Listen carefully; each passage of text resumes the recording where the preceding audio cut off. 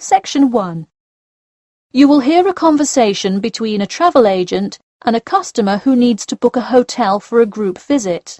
First, you have some time to look at questions 1 to 6.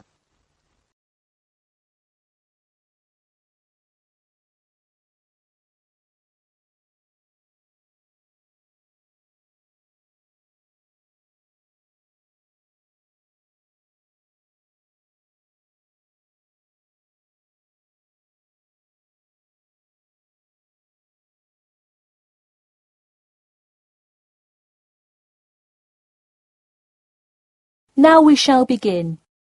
You should answer the questions as you listen, because you will not hear the recording a second time. Listen carefully and answer questions 1 to 6.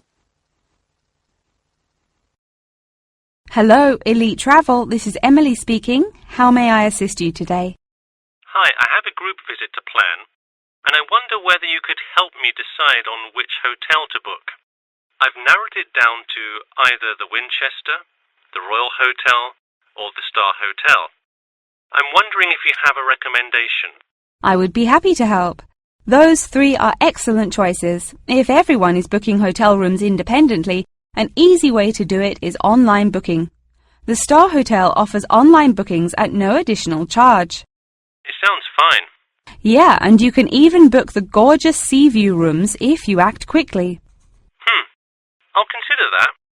It would be great since we're mostly first-time visitors to the area to get a nice view of the water. Now, are there handicap-accessible rooms? Yes, all 3 options have access for the physically disabled. Great. I should also mention that we'll be on a tight schedule, so we won't have much time to go out for meals. Which of these hotels serve food? There is a limited continental breakfast menu at the Star and at the Winchester. For a full restaurant and room service, the Royal Hotel is your best bet. Oh, wonderful. Could you tell me more about the restaurant? Absolutely. In the morning, there is a gourmet buffet, or a la carte item, and after 11 a.m. lunch is served in the dining room. Dinners are in a nice, low-key but high-quality setting in the hotel's private dining room, and Fridays feature the house jazz band. How lovely. Is there a group discount? No, sorry, not at the Royal Hotel. Let me check on the others, though. Could I place you on hold for just a second? Sure, thanks. It looks like there is one at the Winchester. 15% off when you book 8 or more rooms. Really? Sold. We'll book at the Winchester. Wait, is it suitable for children, though? We'll have a few little ones in our group, and it would be great to have a way to keep them occupied. Yes, in fact it has a play place that kids just love, with slides and swings and everything. Definitely a good hotel to bring the kids. Okay, great. Before you hear the rest of the conversation, you have some time to look at questions 7 to 10.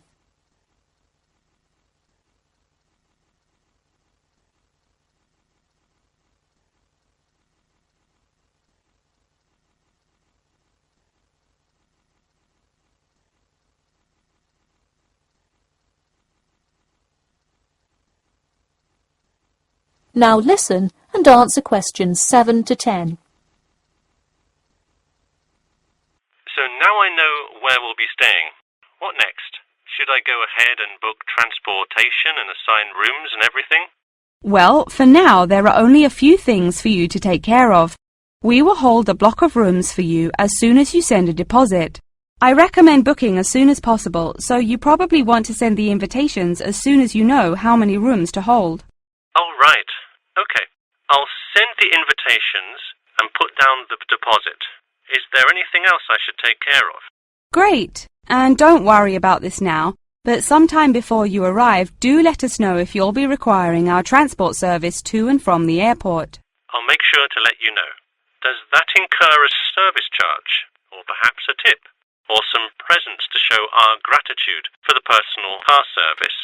Oh, don't worry about it. It is a free service, so if you would like to tip, you are welcome to do so. But hotel drivers do not accept gifts. Thanks for your help. My pleasure. Enjoy your stay at the Winchester. That is the end of section 1.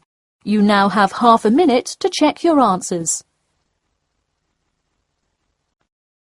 Section 2. You will hear a talk about the 11th Annual Durham County Car Exhibition. First, you have some time to look at questions 11 to 16.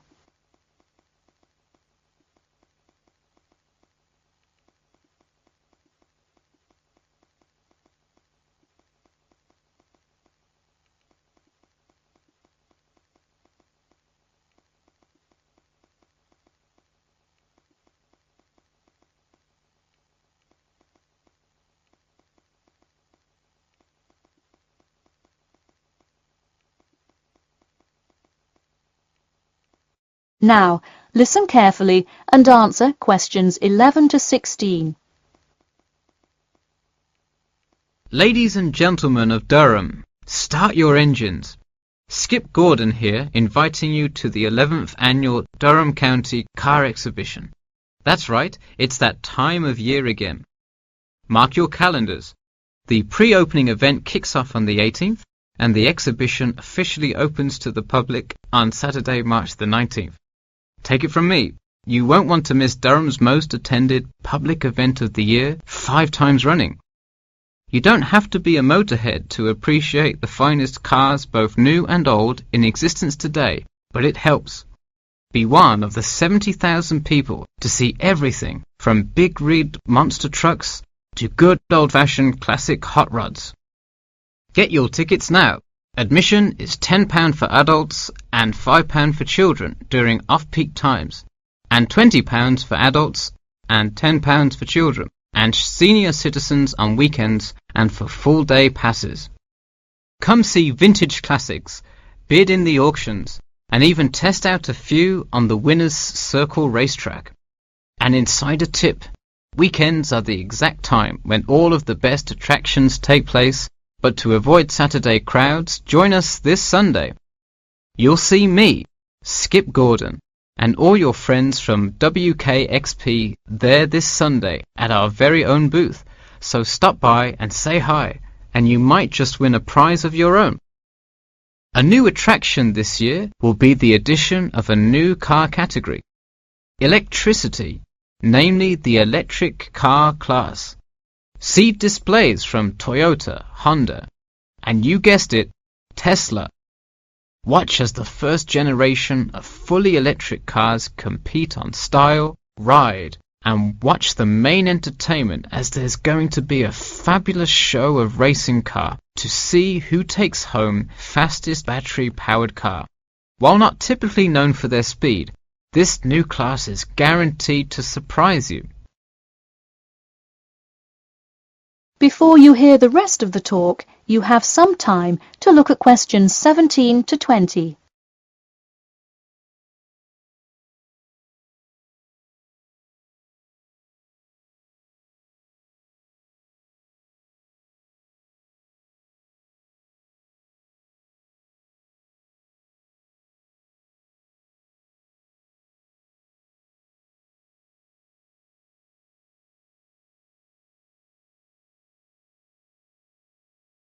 Now listen and answer questions 17 to 20.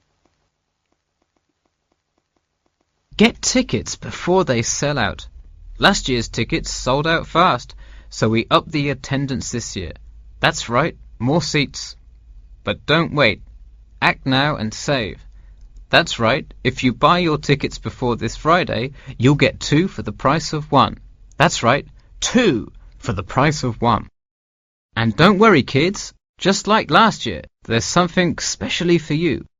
Wreak havoc on the road with the Kids Crazy Cars ride, and then race around the Tiny Tykes track in your favourite child-sized race car. Meanwhile, Mom and Dad can take a spin in a ride a bit more than their size. We're rolling out a massive dirt track so you can get behind the wheel and test drive something a little more adventurous. Put the pedal to the metal in a 4x4 SUV as you go over bumps and navigate through twists and turns. You'll want to buckle up. You heard it here. Act now to get in on the fun at the Durham County Car Show before it's too late. come for prizes, good prices, and good old-fashioned family fun. We had a lucky draw for a new car last year, but this year our main event is the Monster Truck Rally, where one lucky fan will win a chance to experience the thrill from behind the wheel, well, next to the wheel, as they ride with legendary driver Smash Tate, feel the speed firsthand, and talk to a living legend in a true, once-in-a-lifetime opportunity. For tickets, go online to www.durhamcountycars.com or call 1-888-CAR-SHOW now. We'll see you there, and always remember to buckle up. That is the end of section 2. You now have half a minute to check your answers. Section 3.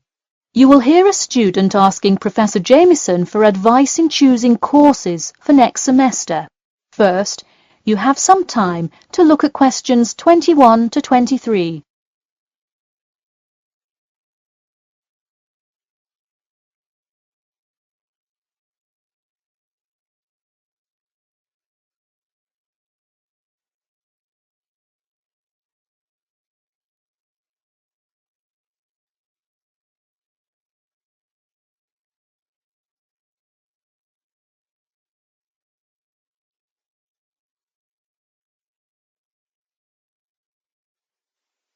Now, listen carefully and answer questions 21 to 23. Hi, Professor Jameson. I was hoping we could talk this week about choosing courses for next semester. That sounds great. Any idea yet, or what you'd like to take? Well, I was hoping you could kind of tell me. There are so many to choose from. I don't even know where to start. Sure. Well, first things first. Do you know what you will major in? It's important to take courses that are relevant to your career path. Well, I think I want to major in biology. I want to go to medical school, so it seems like it would make sense. I agree. If you like biology, it's definitely a good idea to focus on that, since so many of the requirements overlap. Okay, so I should take a few biology classes then? Yes, let's start there. You should pick 1 or 2 biology classes. Not just any biology classes, though. If possible, read online or talk to senior fellows and find out about the structure of the courses. You don't want to end up signing up for 2 classes that require labs in the same semester. You'll spend so much time in the biology department that you won't see the light of day. All right, good idea. I heard labs can be as long as 4 hours. That's true. And another thing, make sure the topic is either relevant to your major or something you're interested in learning about. It sounds obvious, but do not just take a class because you heard it was easy or because it does not require attendance. Of course not, though it would be really nice to have at least one class that's a little bit less rigorous than the ones I'm taking this semester. I barely sleep as it is with all this studying. That may have more to do with your study habits, though I don't disagree that your schedule is really difficult this semester. Before you hear the rest of the talk, you have some time to look at questions 24 to 30.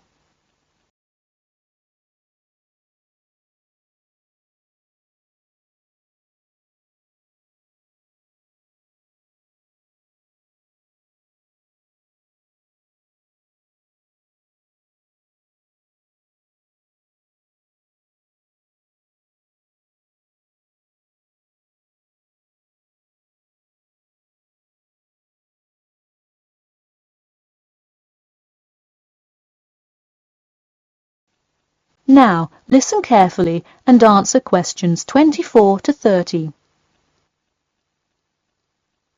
So, any idea which biology classes you may decide on for next semester? Well, I was thinking of taking human physiology. It sounds relevant and interesting. I think it is an interesting class, but I would recommend against it. You're already in human anatomy, which also covers physiology, so it would be repetitive, and probably not the best use of your time. If I already know some of the stuff, I could take it to boost my GPA a little bit. You could maybe do that, except the professor that teaches it is famous for giving out the fewest A's of any professor. Oh well, never mind. Now, changing subjects. Have you decided yet on your research topic? Well, I actually decided I don't want to do a research paper. I'm going to do a dissertation instead. I think I will much more enjoy coming up with a thesis and finding all the details to support it. I see. Didn't you already do some of the research, though? What happened to that? Well, I started doing research. Then the more data I collected, the more complicated things got.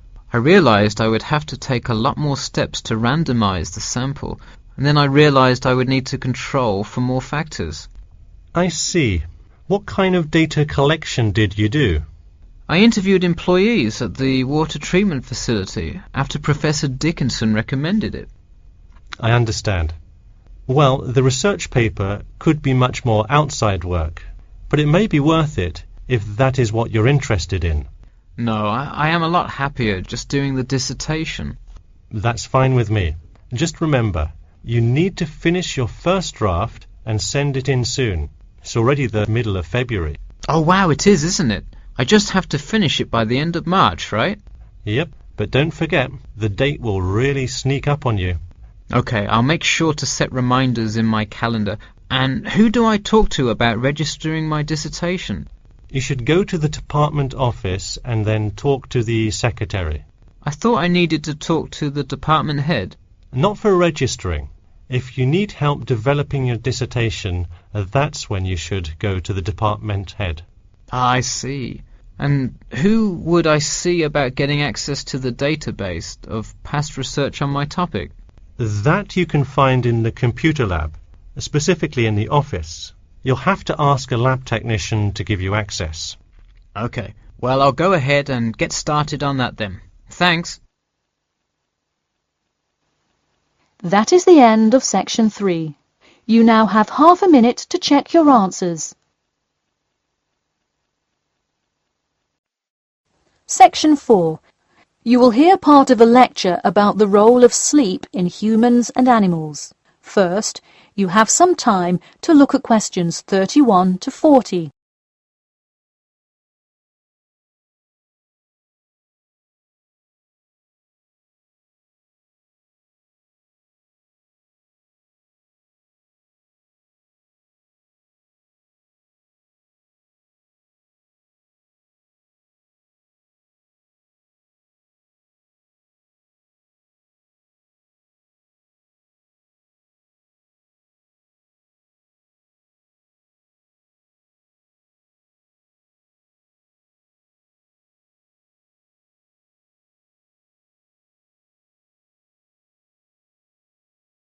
Now, listen carefully and answer questions 31 to 40. Good morning, everyone. In today's lecture, I'm going to talk about the role of sleep in humans and animals. Of all the biological processes in the animal kingdom, sleep is perhaps the most important. A human can survive for almost 2 weeks without eating, but did you know that 1 week without sleep can be fatal? It's even worse for animals, especially for those who must avoid predators. Without sleep, an animal is much less capable of avoiding an attack. This is the case for all animals, whether they are reptiles, mammals or fish. Let us look now at how different animals sleep, reasons for their ways of rest, and the potential problems they might encounter. In marine life, sleep must be balanced with breathing. For example, the dolphin must float to the surface as it sleeps in order to breathe. Like other large sea mammals, they keep one eye open and one half of the brain awake at all times to maintain some amount of consciousness required to breathe and to watch out for possible threats. They sleep with only one brain hemisphere in slow-wave sleep. Birds also have unusual sleeping patterns, mostly due to being constantly on edge in the presence of numerous predators. They usually sleep quite lightly. For example, Swainson's thrush, also called olive-backed thrush, is a medium-sized thrush that takes hundreds of naps during the day, each of which lasts just a few seconds. While migrating, migratory birds tend to function well on micronaps. Horses, on the other hand, do most of their sleeping standing up. Scientists think that horses developed their habit of sleeping upright as a defense mechanism, a way of protecting themselves against predators, and a standing position keeps a horse in a constant state of readiness to race away if danger should approach. Also, horses do occasionally take short naps lying down.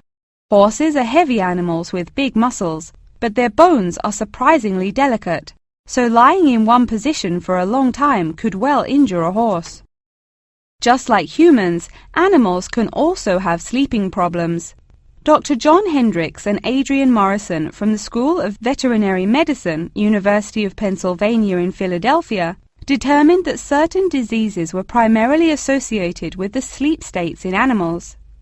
In their research, they emphasized that because so much in this area still remains unclear, animal models were very important for studies of sleep disorders. The physiology of sleep in animals is similar to that of humans.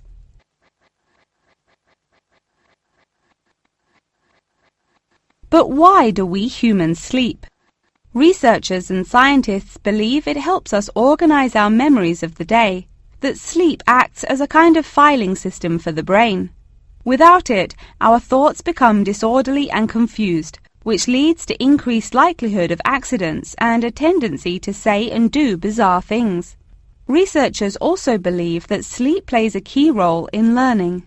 We sleep so that the brain can integrate new knowledge and form new associations. Because of the similar sleeping pattern to that of humans, rats are often studied in order to increase our knowledge of human physiology. In one study, rats were kept awake for almost 2 weeks and their behavior was observed. Researchers found the sleep-deprived rats could hardly remember anything of what they had been taught that day. For example, one rat had been taught to recognize pictures of various Parisian landmarks in order to receive food. Pressing a button below a picture of the Louvre would result in food being released, and so forth. However, when deprived of sleep, they would press buttons seemingly at random. In addition to rats, the fruit fly, a small insect that feeds and breeds on spoiled fruit, also has been used as a model organism, and thousands of scientists around the world work on it. But why was the fruit fly chosen to be studied? It was for practical reasons. The most important one is that the relationship between fly and human genes is so close that the sequences of newly discovered human genes, including genes that show a susceptibility, can often be matched against their fly counterparts. This provides an indication of the function of the human gene and could help in the development of effective drugs to help people with sleeping disorders. Therefore, many scientists today choose to study the genetic structure of the fruit fly, which could make a particularly important contribution to the understanding of developmental processes in humans. In conclusion, sleep is a necessary part of life, not just for humans, but for the entire animal kingdom. Now, I'd be happy to answer any questions you may have. That is the end of section 4. You now have half a minute to check your answers.